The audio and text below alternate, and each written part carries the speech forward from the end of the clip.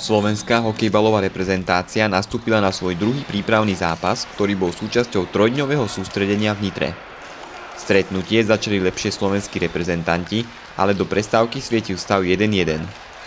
V druhej časti padol iba jeden gól, keď v 22. minúte mieril presne Rytier Kaša. V poslednej tretine hráči českého výberu dokonale otočili vývoj stretnutia. V 33. minúte Plzák vyrovnával a 2 minúty pred koncom využili hostia početnú výhodu a stanovili na konečných 2:3 pre český výber. Myslím, že dnešné stretnutie bolo rovnako kvalitné ako to včerajšie. Mali sme to celkom dobre rozohrané. Najprv sme určite urobili aj vlastné chyby tým, že sme robili určité útočné fauly. Nechcem sa vyjadrovať k výkonu rozhodcov.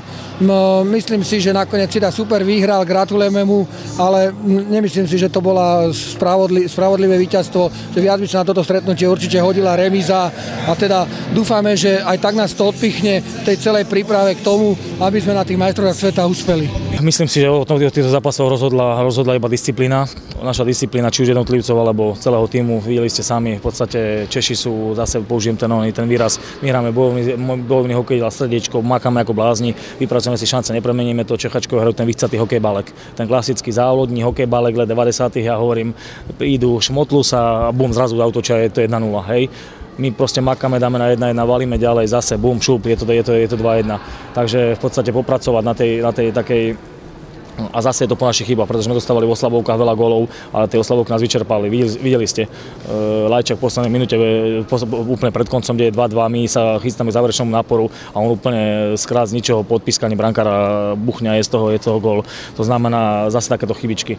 Ja chcem poďakovať ešte nakoniec, ak môžem, mladým chalanom, som rád, že nesklamali, či už to bol Mišo Eker, v útoku nás Milan Ladiver, aj keď ten už má reprezentačné skúsenosti, ale v podstate všetci Nitrania som rád, že dostali Nitrančania, v kabíne som neplatil pokutu.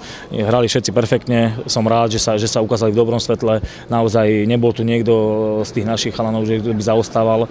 No a ďakujem aj samozrejme Ďurovi Buakovi, chalanom okolo hokejbalu nitranského, že nám vytvorili tu perfektné podmienky. Tak každý zápas, každá minúta na tej ploche mi dá veľa skúseností a je to dobre pre takýchto mladých hráčov, jak sme my a budeme sa snažiť do budúcnosti zlepšovať sa. Budeme hlavne v mesiacoch mája a jún mať väčšinu sústredení a na tých budeme snažiť sa doľaďovať tú optimálnu zostavu, ktorá potom vybehne, jak sa povie, 19.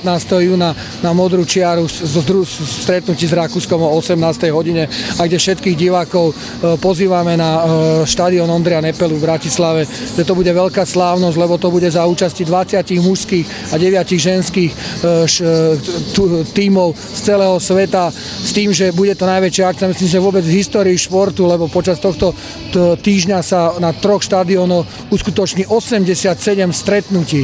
A to je fakt abnormálny počet, keď si predstavíte, že na majstrovstvách sveta vo futbale sa hrá 65 stretnutí pri 32 tímoch.